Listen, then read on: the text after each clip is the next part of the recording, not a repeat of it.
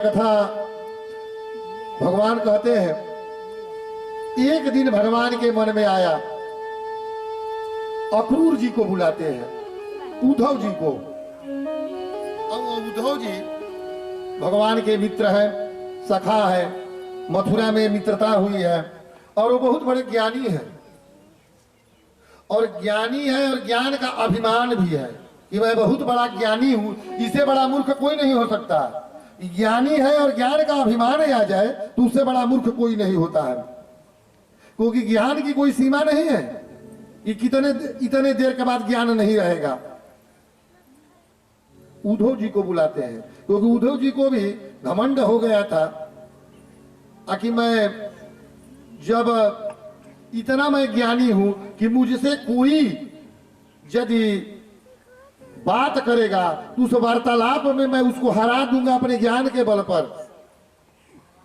उद्धव जी से एक दिन कहते हैं भगवान, ये उद्धव जी आप मेरे मित्र और सखा है, आप गोकुल जाइए, मैं जाऊंगा तो मथुरा डिस्टर्ब हो जाएगी, इसलिए आप जाइए और जा करके मेरे प्यारी गोपियों को आप समझाइए।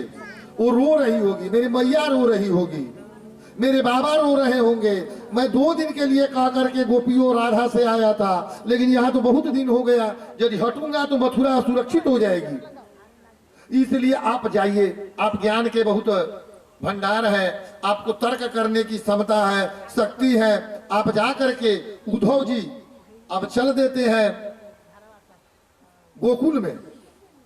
शाम की बेला में जहां यहाँ इनका रथ रुकता है तो गोपियों में हल्ला हो जाता है कि कृष्ण आए हैं। वो देखने के लिए दौड़ करके अपने प्राणनाथ को आती है और आ करके अब यहाँ उद्धव जी और गोपियों का संवाद है। ज्ञान और भक्ति दोनों का युद्ध होगा, वाक युद्ध। गोपियां कहेगी, गोपियों से कह रहे हैं उद्धव जी, कह रहे उनके बारे में क्या तुम लोग सोच रही हो। उनको एक वैजंती माला दिए थे कि जब आप जाकर पहन करके जाइएगा तबे गोपियां समझेंगे कि भगवान के मित्र है। गोपियों को समझा रहे हैं कि ये गोपी, अरे कृष्ण तो वहां पर आनंद से है, तुम लोग अपना शरीर अस्वस्थ कर रही हो बिना भोजन का। अरे उसमें क्या रखा है, उसमें ऐसी कौन सी चीज है कि जो उसके लिए तुम लोग मर रही हो, मत मरो। वो कहती है कि दाक छोहाड़ा छोड़ी अमृत फल विषकीरा विषखात। यदि वो विष है तो विष का जो कीड़ा होता है वो छोहाड़ा को किसमिस नहीं खाता है। ये उद्धव जी, अरे उनसे जा करके उस छलिया से पूछिए कि कभी मेरी भी याद आती है कि नहीं। गोपियां यहाँ अपना भक्ति का मार्ग दिखा रही है और उद्धव जी ज्ञान का मार्ग दिखा रहे हैं, और दोनों भक्ति और ज्ञान दोनों का किस प्रकार से संवाद हो रहा है वो एक भजन के माध्यम से आप लीजिए।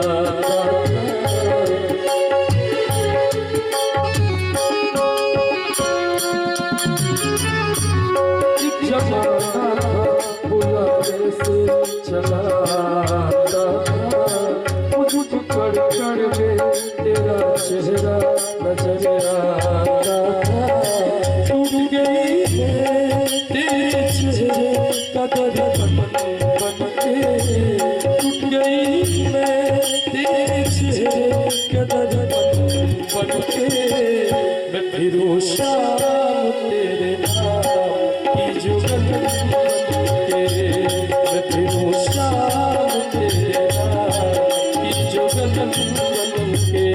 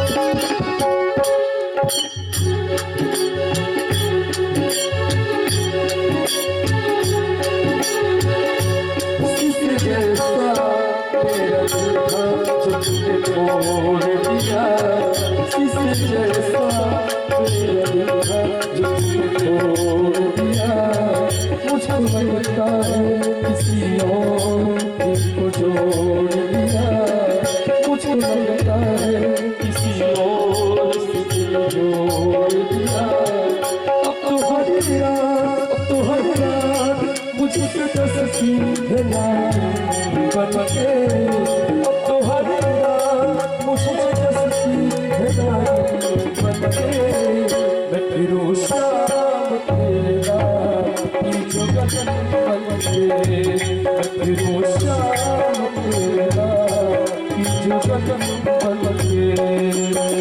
कृष्ण भगवान की जय। उद्धव जी और गोपियों के बीच देखिए ज्ञान का मार्ग, भगवान को पाने के दो ही रास्ते हैं कि तो आप ज्ञान मार्ग के द्वारा प्राप्त करिए, चाहे भक्ति मार्ग के द्वारा।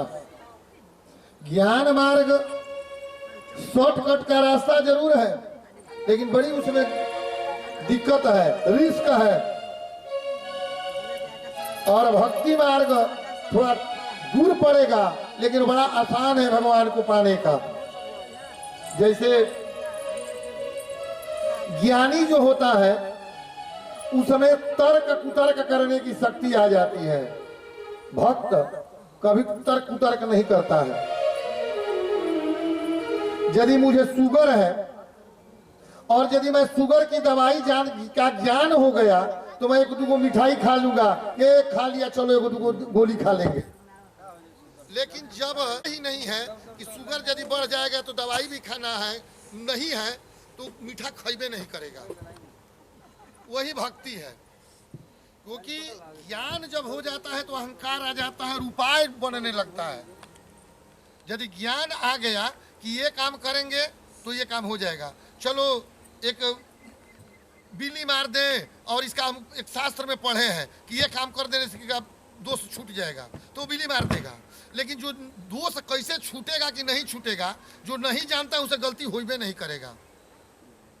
भक्ति मार्ग भगवान को प्राप्त करने के थोड़ा समय लगता है, लेकिन ज्ञान मार्ग जल्दी है, लेकिन रिस्क है इसमें। भगवान अच्छा जैसे रास्ते में जा रहे हैं तो ज्ञान मार्ग में आपको सीधा मिलेगा कि यहाँ से सीधा निकल जाओ, लेकिन भक्ति मार्ग में आपको जगह जगह पर लिखा भी मिलता है कि ये शहर इतना दूर, यहाँ से दाहिने घूमिए बाएं घूमिए, थोड़ा दूर पड़ेगा, शॉर्टकट नहीं है। इसलिए ज्ञान के ज्यादा भगवान भक्ति से प्रसन्न होते हैं। ज्ञान में अहंकार आ जाता है, ज्ञानियों से गलती होती है, भक्तों से गलती नहीं होती है। भक्त की भावना कैसी रहती है? भक्त की भावना रहती है कि यदि वो भगवान का भोग भी लगाता है तो गर्म दूध का भोग नहीं लगाता है कि मेरे भगवान का हृदय जल जाएगा। यदि मैं इसमें गर्म दूध में तुलसी पत्र छोड़ दूं तो भगवान का हृदय जल जाएगा, जिह्वा जल जाएगी, इसलिए गर्म दूध का भोग नहीं लगाते हैं। ये है भक्ति। और ज्ञानी सोचेंगे यदि ठंडा देने से भिन्न भिन्न प्रकार की कोई दिक्कत हो जाएगी, इसलिए ताजा भोजन दे दो। यही ज्ञान और भक्ति में अंतर है। यह ज्ञान के उद्धव जी है और भक्ति के गोपियां हैं। बार बार गोपियों और उद्धव जी में होता है, अंत में उद्धव जी की हार होती है और उद्धव जी अपने चले जाते हैं भगवान के पास और भगवान से कहते हैं कि प्रभु मैं हार गया। आज मैं समझा कि भक्ति के आगे ज्ञान कुछ नहीं है और भक्ति हमेशा ज्ञान पर भारी पड़ती है, क्योंकि ज्ञानियों से गलती होता है, भक्तों से गलती नहीं होगा। इसलिए हे प्रभु मैं अब समझ गया कि मेरे अंदर अहंकार आ गया था ज्ञान का, उसी अहंकार को दूर करने के लिए आपने मुझे वहां पर भेजा था। भगवान प्रसन्न हो जाते हैं और इधर गोपियों को छोड़ करके जब वो चले जाते हैं, अंत में नंद बाबा वगैरह मिल करके अपने कुल गुरु गर्गाचार्य जी को बुला करके जब पवित्र संस्कार कराते हैं और पढ़ने के लिए संदीपनी मुनि के आश्रम में भेज देते हैं। ये दोनों भाई वहीं पर पढ़ने के लिए चल जाते हैं अवंतिकापुर, जो आज का उज्जैन है। उस समय उसी नगरी का नाम अवंतिकापुर था। अवंतिकापुर में जाते हैं, वहां पर वेदाध्ययन करते हैं। गुरु दक्षिणा में अपने मृत गुरु पुत्र को उठा करके और अपने गुरु जी संदीपनी ऋषि को दे देते हैं, जो उनका पुत्र समुद्र में डूब करके मर गया था। गुरु दक्षिणा में यही गुरु माता ने मांगी थी। उसके बाद कहते हैं कि बार बार हम मथुरा में रहेंगे तो यही स्थिति रहेगी। तो भगवान कृष्ण ने बुलाया किसको? विश्वकर्मा जी। और विश्वकर्मा जी से कहा कि हे विश्वकर्मा जी, आप एक नगर की रचना कीजिए समुद्र के बीच में। और समुद्र से कहा कि आप 60 जो कोस के जमीन जो है वो छोड़ दीजिए, उसमें हम एक नया नगर बसाएंगे और नया नगर का निर्माण होगा। अति सुंदर नगर का निर्माण हुआ जिसका नाम द्वारिकापुरी पड़ा। भगवान ने सोचा कि अब हम मथुरा में नहीं रहेंगे तो बार बार यहाँ की जनता को कष्ट होगा, बार बार कोई ना कोई आक्रमण करता रहेगा, इसलिए हम समुद्र के बीच में चले जाएंगे। समुद्र के बीच में एक नगरी बसाई जिसका नाम द्वारिका। द्वारिका का अर्थ क्या होता है? द्वारे द्वारे रमा तिष्ठति इति द्वारिका। जिसके हर घर में लक्ष्मी का निवास हो वही घर द्वारिका है। आपका घर भी द्वारिका है, बशर्ते कि उसमें नारायण और लक्ष्मी का निवास हो, तब आपका घर द्वारिका है। आज हम लोग का जब आहार बिगड़ गया, आहार के बिगड़ने से व्यवहार भी बिगड़ गया। कैसे? हम मांस मछली खाते हैं या मांसाहारी भोजन करते हैं, तो जिस जगह पर मरे हुए जीव को गाड़ा जाता है उसको क्या कहते हैं? कब्रिस्तान। तो तुम मरे हुए जीव को अपने पेट में गाड़ रहे हो, तो तुम्हारा पेट कैसे रह गया? वो तो कब्रिस्तान हो गया। और कब्रिस्तान से सुंदर वेद और शास्त्र का बात आ ही नहीं सकता है। जहां पर जीव को जलाया जाता है उसको क्या कहते हैं? श्मशान घाट। और तुम अपने घर में मांस मछली बकरी काट काट करके पका रहे हो, तो घर कैसा होगा? वो तो श्मशान हो गया। वहां पर माता पिता और पुत्र का संबंध कैसे? एक दूसरे को गाली देंगे, अपमानित करेंगे, मारेंगे और क्या करेंगे? अरे तुमने तो खुद घर को श्मशान बना दिया। जहां मरे हुए जीव को पकाया जाता है उस जगह को श्मशान कहते हैं, तो तुम्हारा घर मंदिर कहाँ रहा? उस घर में तो श्मशान हो गया। जीव को जला रहे हो, मरे हुए जीव को तुम पेट में गाड़ रहे हो। और द्वारिका में द्वारे द्वारे रमा तिष्ठति स इति द्वारिका। जिसके हर घर में लक्ष्मी और नारायण का निवास है उसको द्वारिका कहते हैं। यदि तुम भी चाहो तो इस प्रकार से अपने घर को द्वारिका बना सकते हो। द्वारिका का निर्माण हो गया। भगवान ने उचित समय जान करके ब्राह्मणों को बुला करके स्वस्ति वाचन और पुरुष सूक्त के द्वारा अपने इष्ट का पूजन करके गृह प्रवेश किया, वास्तु शांति कराई और उन नगर में प्रवेश कर गए। न पूछो कि मर कर किधर जाएंगे, ये न पूछो कि मर कर किधर जाएंगे, वो जिधर भेज देंगे उधर जाएंगे, वो जिधर भेज देंगे उधर जाएंगे, राम का नाम लेकर जो मर जाएंगे, राम का नाम लेकर जो मर जाएंगे, वो अमर नाम दुनिया में कर जाएंगे, वो अमर नाम दुनिया में कर जाएंगे, टूट जाए न माला कहीं प्रेम की, टूट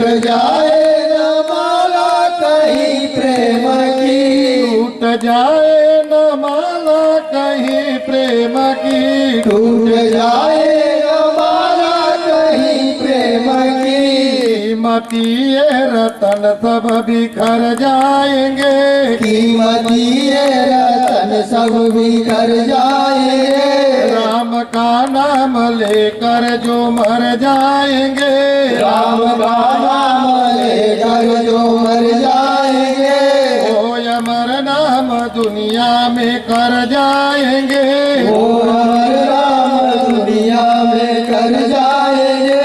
ये भजन का अंतिम लाइन पर आप लोग भी ध्यान दीजिएगा।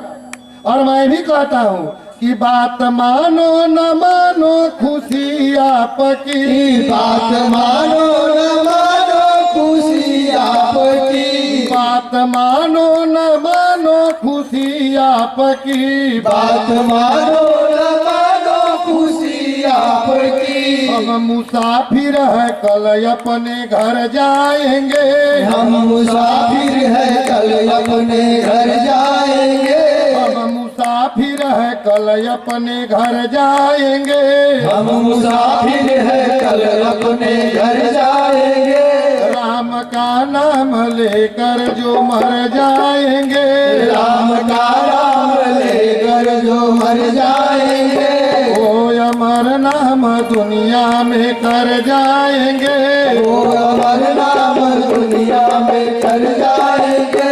बोलिए आनंद कंद भगवान की जय। अब क्योंकि मैं भी कह रहा हूँ कि मैं भी 6 दिनों से आप लोगों की कथा सुना रहा हूँ,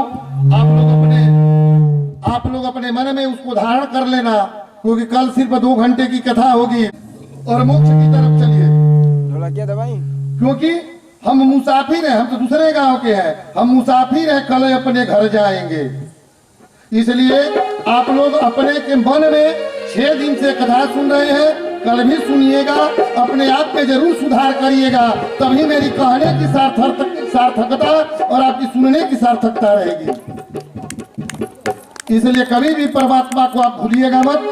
मेरा जो काम है तो मैं 6 दिनों से लगा हुआ हूँ कि आप लोग धर्म के मार्ग की तरफ चलिए और धर्म के मार्ग को मत भूलिए, उसी पर मैं चला रहा हूँ, इसको छोड़िएगा मत, क्योंकि कल हम भी अपने घर चले जाएंगे और यदि आप सुधर गए तो मेरा कहना सार्थक हो गया।